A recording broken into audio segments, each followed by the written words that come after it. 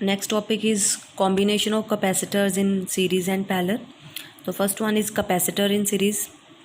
The capacitor in series, when the negative plate of one capacitor is connected to the positive plate, negative plate of one capacitor is connected to the positive plate of the second, and the negative of the second to the positive of the third, and so on. The capacitors are said to be in series.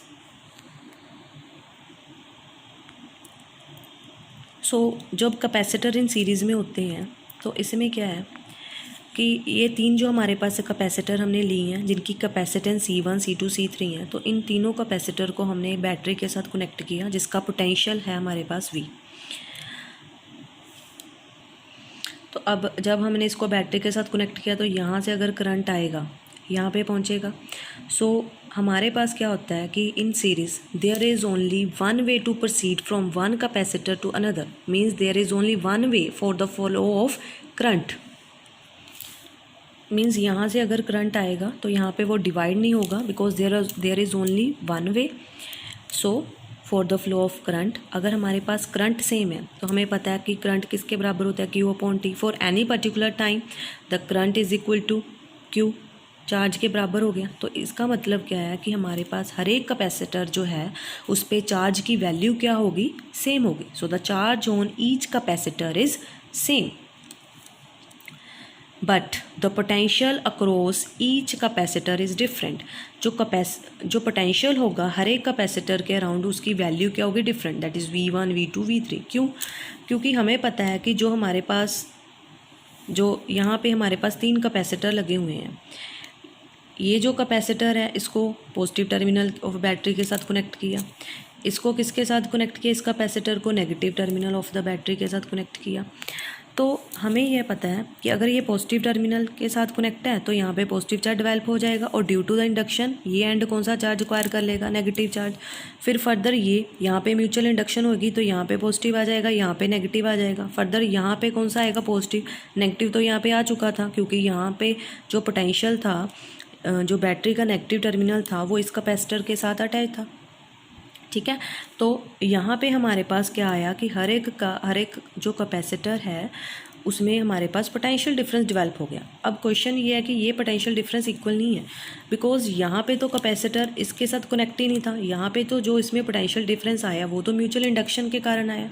ठीक है, so that mean के the value of potential is not same.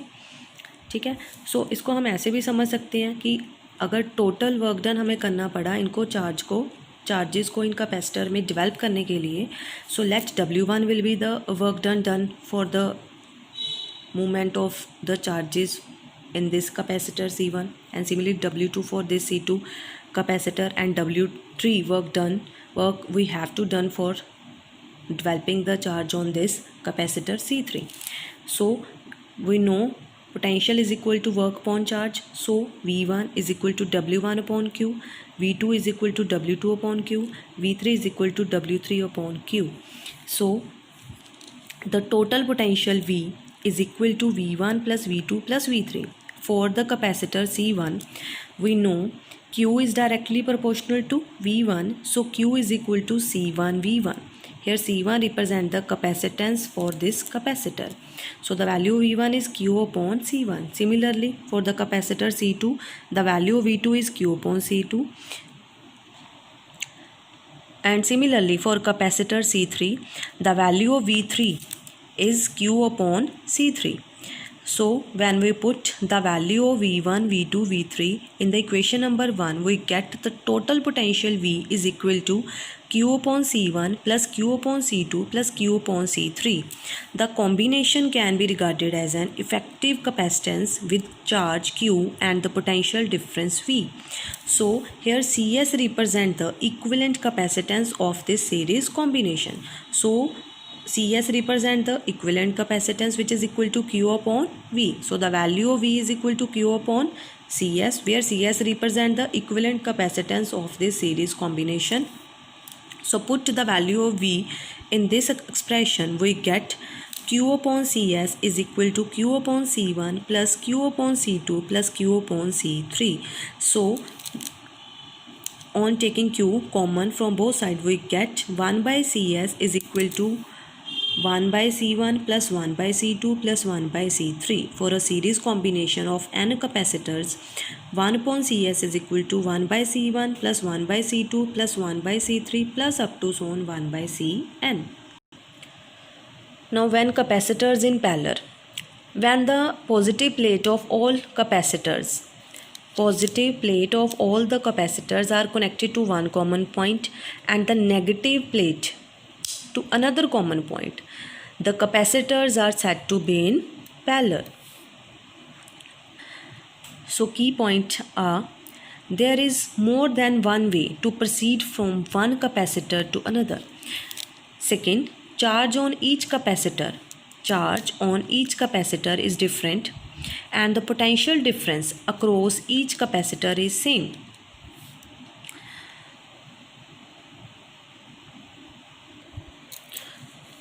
अब late कर लो कि यहाँ से हमारे पास अगर चार्ज आ रहा है from the positive terminal of this battery, यहाँ पे हमारे पास चार्ज आके ये नहीं होगा कि जैसे सीरीज़ में था कि तीनों कैपेसिटर्स में सेम चार्ज चला गया, करंट चला गया, क्योंकि यहाँ से हमारे पास करंट जा रहा है तो हम ये नहीं कह सकते कि करंट जो तीनों कैपेसिटर हैं उनमें सेम जा रहा है, क्योंकि यहाँ पे इसको क्या बोलते हैं, जंक्शन पे आके हमारे पास क्या होता है, division of current take place. So इसमें करंट I1 चला गया, इसमें I2 और इसमें I3. सो अगर हमें ये पता है कि हमें करंट अगर डिफरेंट है तो चार्ज भी क्या होगा, किसी पर्टिकुलर टाइम पे डिफरेंट होगा.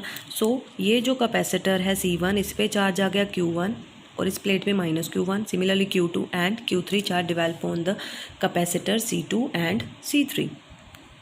सो the total charge which is stored in the combination is Q is equal to Q1 plus Q2 plus Q3. For the capacitor C1, charge Q1 is equal to C1V because potential remains same. Potential हमारे पास क्या रह रहा है, same. ठीक है, क्यों same रह रहा है, क्योंकि यहाँ से पोटेंशियल यहाँ तक जा रहा है तो पॉजिटिव रहा, यहाँ से तो जो हम नेगेटिव टर्मिनल से तो ये क्या रह रहा है, नेगेटिव. सो इस जो कैपेसिटर C2 के लिए भी पोटेंशियल हमारे पास क्या रहा है, V. Similarly for this capacitor, similarly for this capacitor. ठीक है. So for the capacitor C1 the Q1 is equal to C1V, for C2 Q2 is equal to C2V and for capacitor C3 Q3 is equal to C3V. So on putting the value of 2, 3 and 4 in 1, so we get total charge is equal to C1V plus C2V plus C3V. So total charge Q is equal to C1 plus C2 plus C3 into V. Here if Cp is the equivalent capacitance of parallel combination, so Q is equal to Cp into V. So on putting this value in this equation, we get Cpv is equal to C1 plus C2 plus C3 into V. On cancelling potential on both sides, Cp is equal to C1 plus C2 plus C3. For a parallel combination of n capacitor, Cp is equal to C1 plus C2 plus C3 up to so on Cn. So here Cp represents the equivalent capacitance of the parallel combination. Next, problem number 50. Find the equivalent capacitance of the combination of the capacitors between the points A and B as shown in the figure. Also calculate the total charge that flows in the circuit when a 100-volt battery is connected between the points A and B. So ये जो हमारे पास circuit diagram है, इसमें हमने find करना है कि total charge कितना फ्लो करेगा between point A and B जब इसको 100 वोल्ट बैटरी के साथ कनेक्ट किया जाएगा. तो चार्ज को पहले फाइंड करने से पहले हम इसमें फाइंड करेंगे capacitance, equivalent capacitance of this whole circuit. So equivalent capacitance को कैसे फाइंड करेंगे, सबसे पहले देखो हमारे पास अब हमारे पास ये ना एक फ्यूज़न बन गया है सीरीज़ और पैरेलल कॉम्बिनेशन ऑफ कैपेसिटर का. सो पहले हम इस सर्किट, कॉम्प्लिकेटेड सर्किट को सिंप्लीफाई करेंगे. तो सिंप्लीफाई हम इसको कैसे करेंगे, लेट अस सपोज कि यहाँ से सपोज कि जो करंट आ रहा है, लेट अस सपोज वो आए है, मतलब इस कैपेसिटर में सपोज कि अगर यहाँ पे कोई एक्सटर्नल सोर्स है, बैटरी है, उसने यहाँ पे इस कैपेसिटर में करंट आई भेजा. अब यहाँ पे फिर से जंक्शन है. अब ये जंक्शन जो पॉइंट है हमारे पास, यहाँ पे हमें पता है कि करंट क्या हो जाता है, डिवाइड हो गया. इस पॉइंट पे I1 चला गया और इस पॉइंट पे क्या चला गया, I2. अगेन यहाँ पे जंक्शन आ गया. यहाँ से इस लाइन में यहाँ से इस वायर में जो करंट है वो क्या चला गया I4, और इस वायर में करंट क्या चला गया I3। अब ये देखो कि यहाँ से जो करंट I1 गया, आगे कोई भी जंक्शन पॉइंट नहीं बना, तो मतलब जो कैपेसिटर C2, C3, C4 हैं, तो इन तीनों जो कैपेसिटर हैं उनमें करंट क्या जाएगा, same. So same current will flow in capacitor C2, C3 and C4. So which means अगर करंट सेम है, if the current is same in these three capacitor, so we can say that these three capacitors are in series combination. So the equivalent capacitance of C2, C3, C4 is equal to 1 by Cs is equal to 1 by C2 plus 1 by C3 plus 1 by C4. The value of C2 is 60, value of C3 is 60, value of C4 is 60. So 1 by Cs is equal to 1 by 60 plus 1 by 60 plus 1 by 60. So the value of Cs is 60 by 3 is equal to Cs is equal to 20 microfarad. So इन तीनों की जो equivalent capacitance I that is 20 microfarad, because in तीनों में current क्या जा रहा था, same. तो ये करंट सेम जा रहा था, तो ये तीनों की कॉम्बिनेशन क्या बन गया, सीरीज़ कॉम्बिनेशन। ठीक है। सो हमारे पास अब जो सर्किट को हमने थोड़ा सा सिंप्लीफाई कर लिया, मतलब इन तीनों को हटा के हमने इसकी इक्विवेलेंट कैपेसिटेंस लगा दी CS which is equal to 20 microfarad. So now capacitor C5, C6 and CS are in parallel. Parallel में क्यों है, क्योंकि इनमें करंट क्या जा रहा है, जैसा कि हमने यहाँ पे बनाया था। दिस C5 में कितना करंट जा रहा है, I3।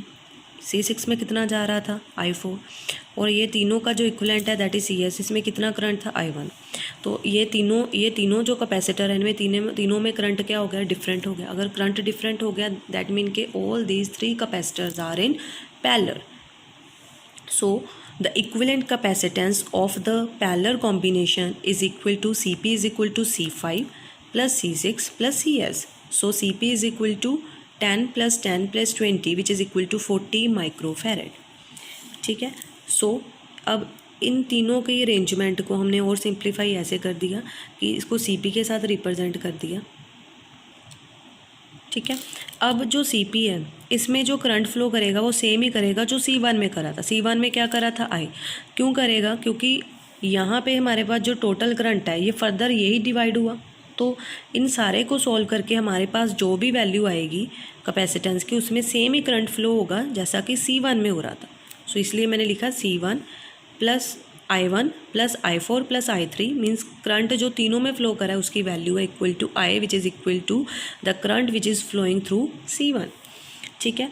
सो नाउ अब ये दोनों कैपेसिटर किस में है, इन सीरीज़ में। So the equivalent capacitance between the point A and B is equal to 1/CS prime is equal to 1 by C1 plus 1 by CP। So 1 by CS prime is equal to 1 by 40 plus 1 by 40 microfarad. On solving, the value of CS prime is equal to 20 microfarad.